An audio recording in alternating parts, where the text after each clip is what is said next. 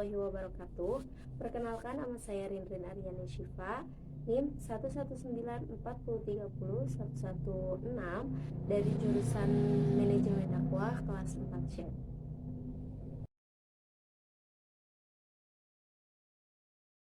Baik, di sini saya akan memaparkan mengenai saham. Saham adalah bukti kepemilikan nilai sebuah perusahaan atau bukti penyertaan modal pada suatu perusahaan. Pemilik saham sekaligus juga merupakan pemilik perusahaan. Semakin besar saham yang dimiliki, maka semakin pula kekuasaannya terhadap perusahaan tersebut. Keuntungan yang diperoleh perusahaan dinamakan dividen.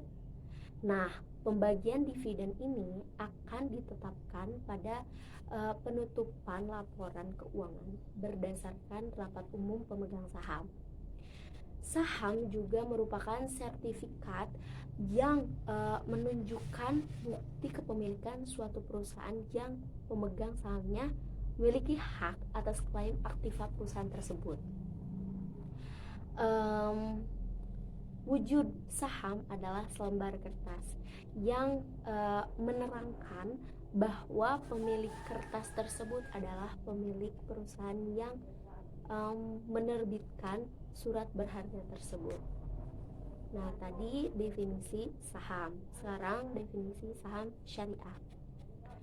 Saham syariah adalah sertifikat yang menunjukkan bukti kepemilikan suatu perusahaan yang diterbitkan oleh emiten yang kegiatan usaha maupun cara pengelolaannya tidak bertentangan dengan prinsip syariat Islam.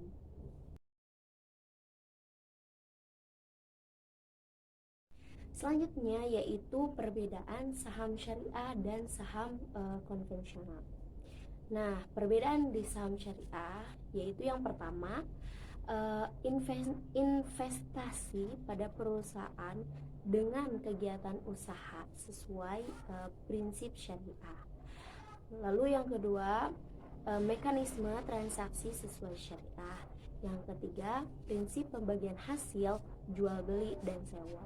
Yang keempat, orientasi keuntungan baik untuk dunia dan akhirat. Yang lima, hubungan dengan nasabah bentuk kemitraan. Yang keenam, ada dewan pengawas syariah. Nah, selanjutnya yaitu perbedaan di saham konvensional. Yang pertama yaitu investasi pada perusahaan untuk semua kegiatan usaha. Yang kedua itu mekanisme transaksi konvensional.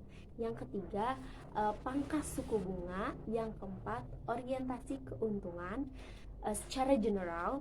Yang kelima, hubungan dengan nasabah berbentuk kreditur dan debitur.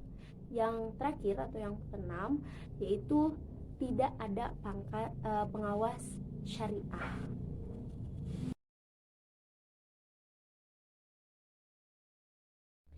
Selanjutnya yaitu landasan hukum saham. Bagi pemula yang ingin berinvestasi saham maupun saham syariah itu tentu harus mengetahui mengenai dasar hukum saham tersebut. Nah, saham mempunyai dasar hukum yang dapat membuktikan bahwa instrumen investasi ini legal dan didukung oleh pemerintahan didukung penuh oleh pemerintahan gitu ya. Peraturan tentang saham ditulis dalam Undang-Undang Nomor 8 Tahun 1995 tentang pasar modal. Nah, Undang-Undang Republik Indonesia Nomor 8 Tahun 1995 tentang pasar modal menjelaskan tentang ketentuan umum mengenai undang-undang pasar modal gitu maksudnya, berisi tentang definisi, pengertian, serta aturan dan ketentuan mengenai aktivitas di pasar modal. Nah, selanjutnya itu hukum mengenai saham syariah. ini belum ada secara jelas dan pasti di dalam Al-Quran dan hadis, namun terdapat keputusan Muktamar ketujuh Majma' Fiqh Islam tahun 1992 di Jeddah menyatakan bahwa boleh menjual dan menjaminkan saham dengan tetap memperhatikan peraturan yang berlaku pada perorangan.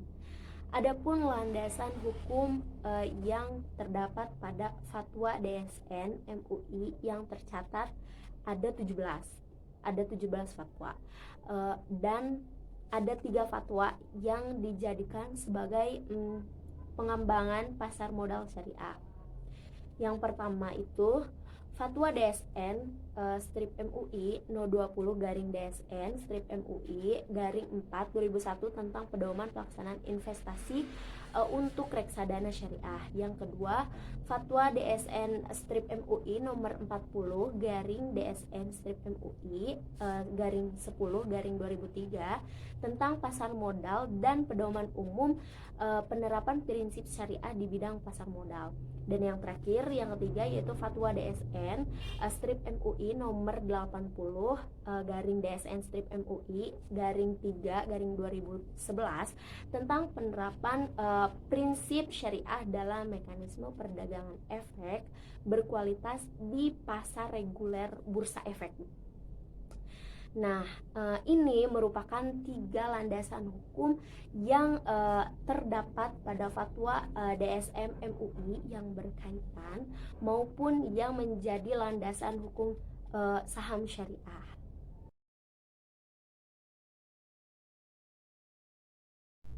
Selanjutnya yaitu mengenai karakteristik saham. Saham memiliki beberapa karakteristik. Yang pertama, dividen dibayar sepanjang perusahaan memperoleh laba. Yang kedua, memiliki hak suara dalam rapat umum pemegang saham atau one share one vote. Yang ketiga yaitu memiliki hal terakhir atau junior dalam hal pembagian kekayaan perusahaan. Jika perusahaan tersebut dilikuidasi atau dibubarkan setelah semua kewajiban perusahaan dilunasi atau terpenuhi. Yang keempat yaitu memiliki tanggung jawab terbatas terhadap klaim pihak lain beserta proporsi sahamnya. Yang kelima yaitu saham untuk mengalihkan kepemilikan sahamnya.